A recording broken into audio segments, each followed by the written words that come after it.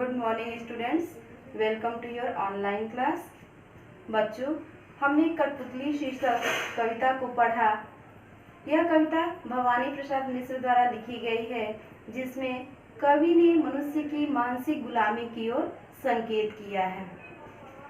आज हम लोग इस पाठ में पूछे गए अभ्यास प्रश्नों के उत्तर, व्याकरण बोध से संबंधित प्रश्नों के उत्तर, मौखिक प्रश्नों के उत्तर तथा कुछ पंक्तियाँ जो भावार्थ के लिए पूछी गई हैं उनके भावार्थ को लिखेंगे। इनको शुरू करने से पहले एक बार पुनः हम लोग इस कविता का भावार्थ समझ लेते हैं। पूरी कविता का भावार्थ मैं समझा देती हूँ। कवि कठपुतली के मन के भावों को समझते हैं। वह कहते हैं कि कठपुतली वर्षों से बंधन में जकड़ी हुई है। वह पराधीनता की जीवन जी रही है। वह धागे के सहारे नियंत्रित की जाती है। एक दिन एक कठपुतली को गुस्सा आ जाता है, अपने ऊपर गुस्सा आता है। वह स्वतंत्र होने के लिए आवाज उठाती है। वह कहती है कि ए धागे, तुम मुझे अपने बंधन से मुक्त कर दो। मुझे अपने पैरों पे खड़े होने दो। मैं अपने पैरों पे खड़े होना चाहती हूँ। मैं स्वतंत्र रूप से आगे बढ़ना चाहती हूँ। मुझे स्वतंत्र कर दो। मुझे इस बंधन से मुक्त कर दो। उसकी बातों को सुनकर जो उसके साथ अन्य कठपुतलियाँ हैं, वो भी उस कठपुतली की हाँ में हाँ मिलाती हैं और स्वतंत्रता के लिए आवाज उठाती हैं, अपनी इच्छा को व्यक्त करती हैं। वो भी कहती हैं कि हाँ, हमें तुम अपने बंधन से मुक्त कर दो। बहुत दिनों से हमने अपनी इच्छा के अनुसार कोई कार्य नहीं किया। हमने स्वतंत्र होकर कोई काम नहीं किया। हमें कोई ऐसा अवसर नहीं मिला जिससे हम अपनी इच्छा के अनुसार कोई काम कर सकें। हमें अब अपने मन के कार्यों को करने दो। लेकिन जब सभी कठपुतलियाँ स्वतंत्रता की इच्छा व्यक्त करने लगती हैं, तो पहली कठपुतली असमंजस में पड़ जाती है। वह सोचने लगती है कि क्या उसने जो यह स्वतंत्रता की आवाज उठाई है वह सही है? क्या वह इन सभी कठपुतलियों के स्वतंत्रता की रक्षा कर पाएगी? क्योंकि अभी इसके पहले तो केवल उसके अपनी स्वतंत्रता की इच्छा व्यक्त की थी, लेकिन जब सभी कठपुतलियाँ स्वतंत्र हो जाएंगी तो क्या वह अपने कर्तव्यों को सही तरीके से करेंगी? कहीं उनका अस्तित्व खतरे में तो नहीं पड़ जाएगा? वह दुविधा में पड़ जाती है, असमंजस में पड़ जाती है और अनेक तरह की बातें सोचने लगती है।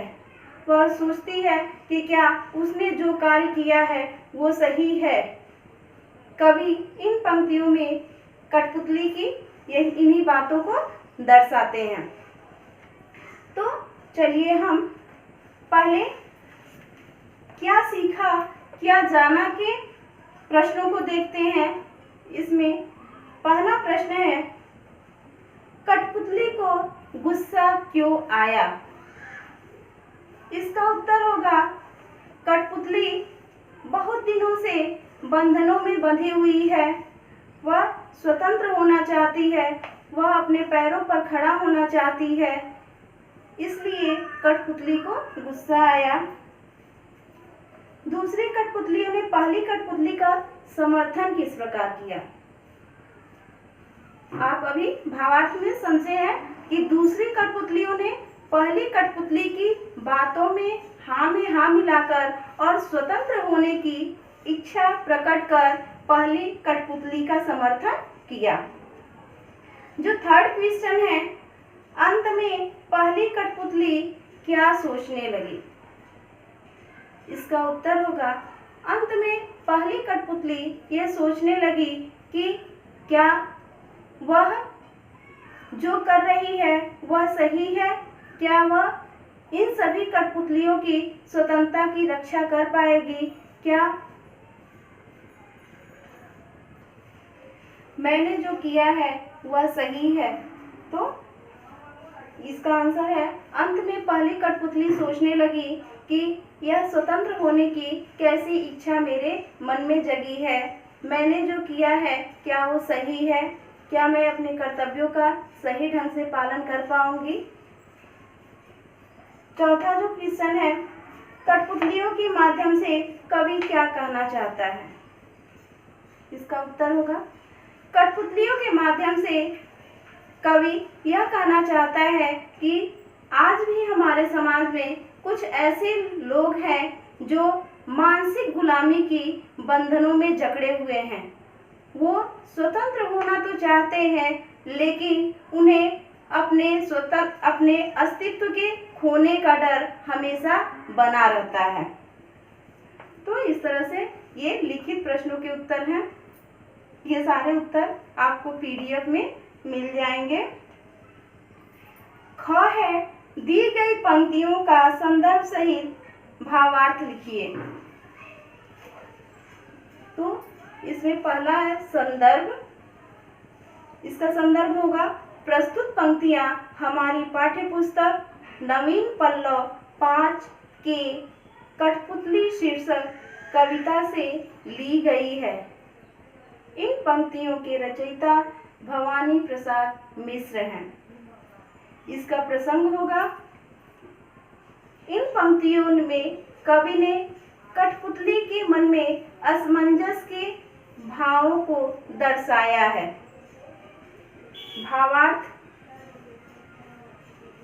कवि कठपुतली के मन में असमंजस के भावों को प्रदर्शित करते हुए, दिखाते हुए कहते हैं कि अंत में पहली कठपुतली यह सोचने लगती है, जब सभी कठपुतलियां स्वतंत्रता के लिए आवाज उठाने लगती हैं, तो पहली कठपुतली सोचने लगती है कि क्या मैं इन सभी कठपुतलियों के स्वतंत्रता की रक्षा कर पाऊंगी, क्या मैंने जो किया है, मैंने जो स्वतंत्रता के लिए आवाज उठाई है वह सही है, क्या ये सभी कठपुतलियां अपने अपने स्वतंत्र होने के पश्चात अपने अपने कर्तव्यों का सही ढंग से पालन कर पाएंगी।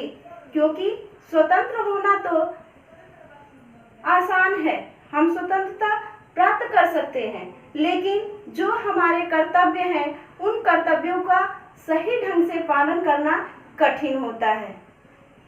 हर किसी के कुछ कर्तव्य हैं, निर्धारित कर्तव्य हैं, उन कर्तव्यों का हमें सही ढंग से पालन करना चाहिए, तभी हमारी स्वतंत्रता कायम रह सकती है। तो हमें स्वतंत्रता के लिए दृढ़ संकल्प, अपने स्वतंत्रता की रक्षा के लिए दृढ़ संकल्प रहना चाहिए। ये सारी दुविधाएं कठपुतली के मन में उत्पन्न हो जाती हैं और इन्हीं भावों को कवि ने इन पंक्तियों में दर्शाया है।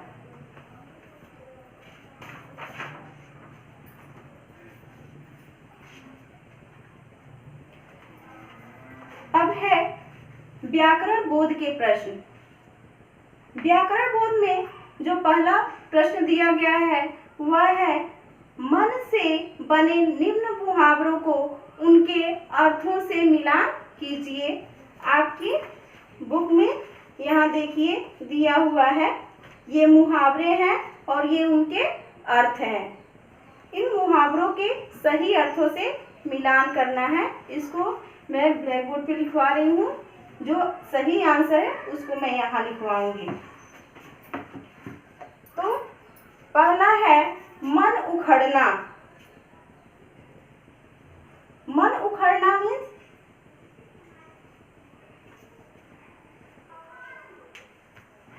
बच्चों, सबसे पहले हम मुहावरा क्या होता है इसके बारे में जान लेते हैं।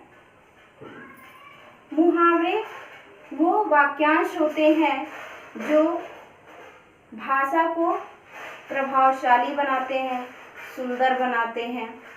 यह वाक्यों में प्रयोग किए जाते हैं। ये अपने सामान्य अर्थ को छोड़ करके विशेष अर्थ प्रकट करते हैं।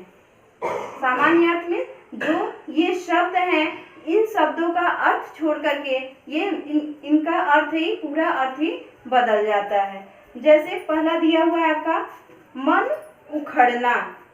मन उखड़ना का अर्थ होता है कहीं मन न लगना।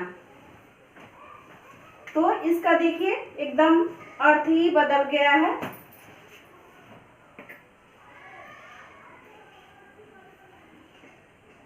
कहीं मन न लगना। तो देखिए इसका अर्थ बिल्कुल ही बदल गया है। इसका मन उखड़ना, कहीं मन न लगना। जो दूसरा है मन का मैला। मन का मैला का अर्थ होता है धोखेबाज। मैला मीन्स क्या होता है? गंदा। तो मन का मैला यानी धोखेबाज, वैसा इंसान जो किसी को भी कभी भी धोखा दे सकता है। तो इसका हो जाएगा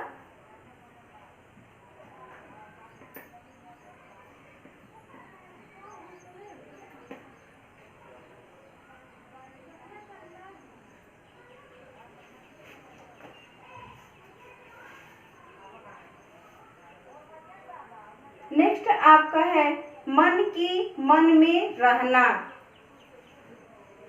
आप मन की मन में रहना। मन मीन्स क्या होता है? जो हमारी इच्छा शक्ति होती है और हम अपनी इच्छा शक्ति को अपने अंदर ही रख लें। तो मन की मन में रहना, इच्छा पूरी न होना।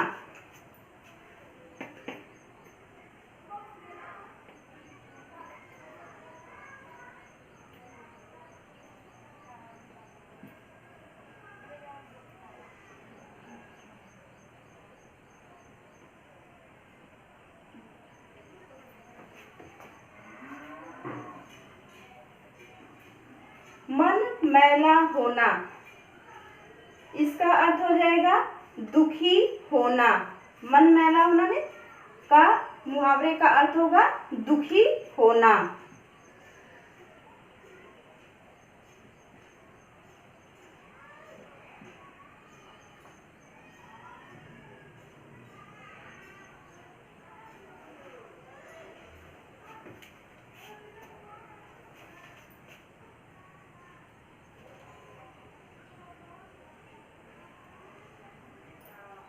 नेक्स्ट हमारा पांचवा है मन हरा करना। मन हरा करना मीन्स होगा अर्थ इसका होगा मुहावरे का प्रसन्न करना।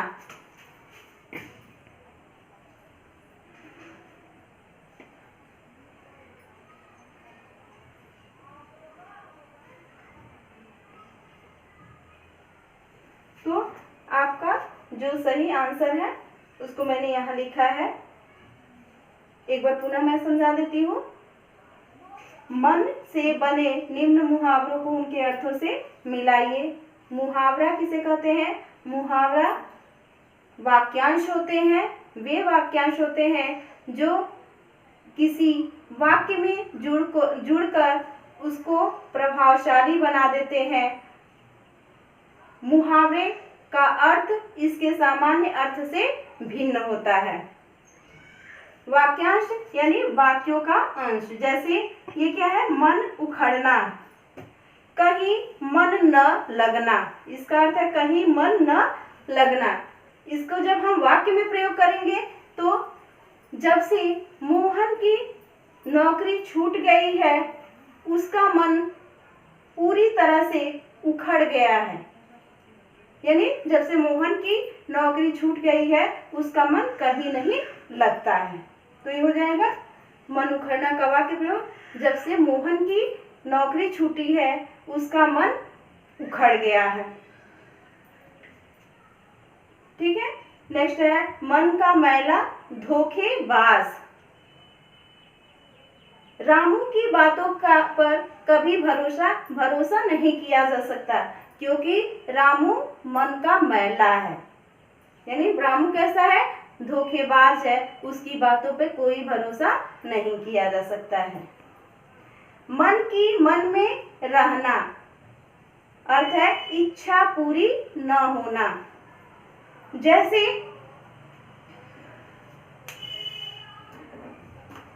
रामू के पिता जब से उसे छोड़कर गए हैं, तब से उसकी वह अपनी हर बात को मन में ही रखा है, यानी उसकी मन की बातें मन में ही रह गई हैं। रामू, इसका वाक्य प्रयोग करेंगे, रामू मन की मन में ही अपनी हर बात मन की मन में ही रखता है। नेक्स्ट है मन मैला होना, दुखी होना। जब से श्यामू विदेश चला गया है, उसकी माँ का मन का मैला होना, दुखी होना। जब से रामू को श्यामू ने धोखा दिया है, उसका मन मैला रहने लगा है, श्यामू की तरफ से मैला रहने लगा है। नेक्स्ट है मन हरा करना, प्रसन्न करना। मोहन हर क्लास में प्रथम स्थान ला करके अपने माता पिता का मन हरा कर देता है, यानी प्रसन्न कर देता है। तो ये हमारा पहला व्याकरण बोध का पहला प्रश्न है। जो दूसरा प्रश्न है, बहुवचन बनाइए।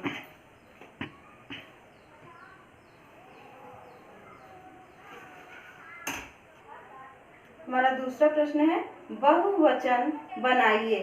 तो बच्चों, पहले हम वचन किसे कहते हैं ये जान लेते हैं। वचन जिन शब्दों से एक वस्तु व्यक्ति का बोध होता है, जिन शब्दों से किसी वस्तु व्यक्ति की संख्या का बोध होता है उसे वचन कहते हैं, या जिन शब्दों से संख्या का बोध होता है उसे वचन कहते हैं। आप पिछली कक्षा में पढ़े होंगे। हिंदी में वचन के दो भेद होते हैं, एक वचन और बहुवचन। बहुवचन जिन शब्दों से एक से अधिक होने का बोध होता है उसे बहुवचन कहते हैं। ये सभी एक वचन में दिए गए हैं। जिनसे एक होने का बोध होता है उसे एक वचन, और जिससे एक से अधिक होने का बोध होता है उसे बहुवचन कहते हैं। तो कठपुतली एक वचन शब्द है, इसका बहुवचन होगा कठपुतलियां।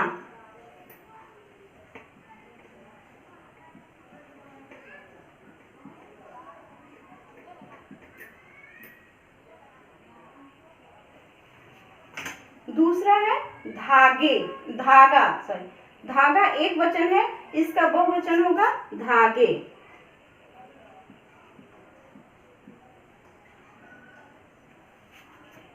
जो थर्ड है वो है पाँव मीन्स पैर, तो इसका बहुवचन होगा पाँव।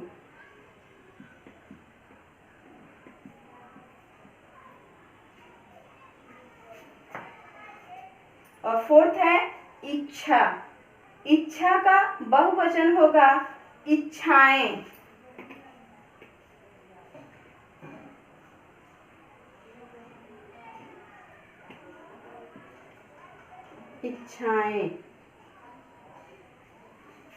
तो ये एक वचन से बहुवचन में बने शब्द हैं। जो हमारा तीसरा प्रश्न है वह है विपरीत अर्थ वाले शब्द लिखिए। विपरीत अर्थ वाले शब्द को और क्या कहते हैं? विलोम शब्द। जी हाँ, विलोम शब्द के विषय में आप लोग पहले भी पढ़ चुके हैं। विलोम शब्द जो शब्द उल्टा अर्थ प्रकट करते हैं, विपरीत अर्थ प्रकट करते हैं, उन्हें क्या कहते हैं? विलोम शब्द कहते हैं। विपरीत अर्थ प्रकट करने वाले शब्दों को विलोम शब्द कहते हैं। तो ग है हमारा। विपरीत अर्थ वाले शब्द लिखिए।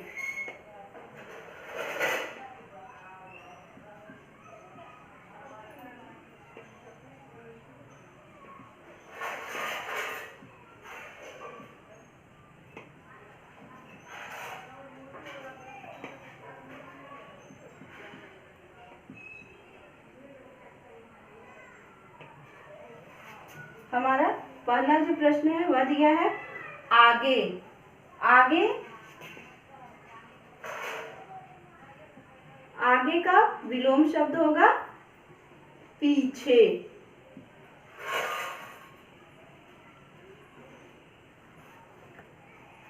सेकेंड है छोड़ना।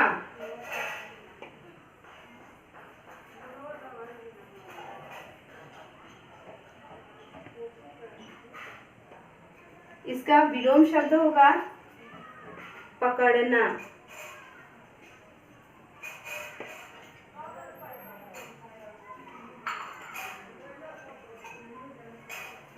थर्ड है इच्छा।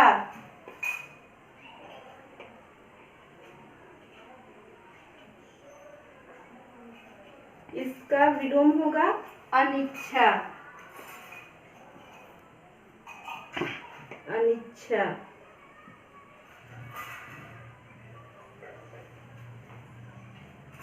फोर्थ है जगना।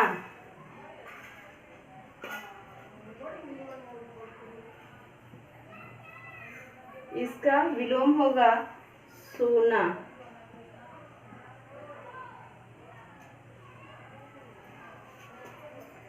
फिफ्थ है दिन।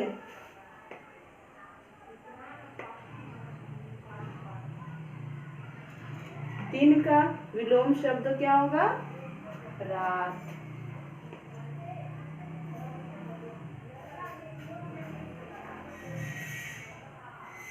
तो ये विलोम शब्द हो गए। पहला आगे, आगे का विलोम पीछे। छोड़ना, छोड़ना का विलोम पकड़ना। थर्ड है इच्छा, इच्छा का विलोम अनिच्छा। फोर्थ है जगना, जगना का विलोम सोना। और फिफ्थ है दिन, दिन का विलोम रात। हमारा जो नेक्स्ट क्वेश्चन है सोच विचार। तो इसका आंसर होगा, क्वेश्चन है सोच विचार में मौखिक उत्तर दीजिए। इसमें पहला जो प्रश्न है, फर्स्ट क्वेश्चन, पैर में पहनने वाले 2 आभूषणों के नाम बताइए।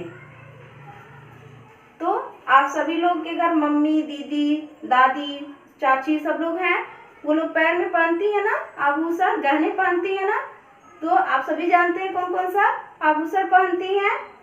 पायल है, बिछिया है, घुंघरू, पायजेब है, ये पैर में पहनने वाले आभूषण हैं। सेकेंड क्वेश्चन है कथकली नृत्य किस प्रदेश का नृत्य है। तो इसका आंसर होगा केरल। कथकली केरल का प्रसिद्ध नृत्य है। फोर्थ क्वेश्चन, गिरिजा देवी कौन थी। गिरिजा देवी प्रसिद्ध शास्त्रीय संगीत और ठुमरी गायिका थी। फोर्थ क्वेश्चन है लकड़ी से बनने वाले 2 खेल सामग्रियों के नाम बताइए। ऐसी खेल सामग्री जो लकड़ी से बनते हैं। तो आप जानते हैं लकड़ी से कौन कौन से खेल सामग्री बनते हैं। बैट है, इसको हिंदी में बल्ला बोलते हैं, हॉकी है, कैरम है आदि। ये सभी खेल जो सामग्रियां होती हैं, वो टेबल टेनिस में जो टेबल होता है वो भी लकड़ी से ही बना होता है। तो ये खेल सामग्रियां लकड़ी से बनी हुई हैं। इन सभी प्रश्नों के उत्तर, आपके मौखिक प्रश्नों के उत्तर, लिखित प्रश्नों के उत्तर और पंक्तियों, जो दी गई पंक्तियों का संदर्भ से भावार्थ लिखना है, ये PDF फाइल में भी दिया गया है। आप सभी लोग अपनी कॉपी में लिख लेंगे। बस आज के लिए इतना ही। धन्यवाद।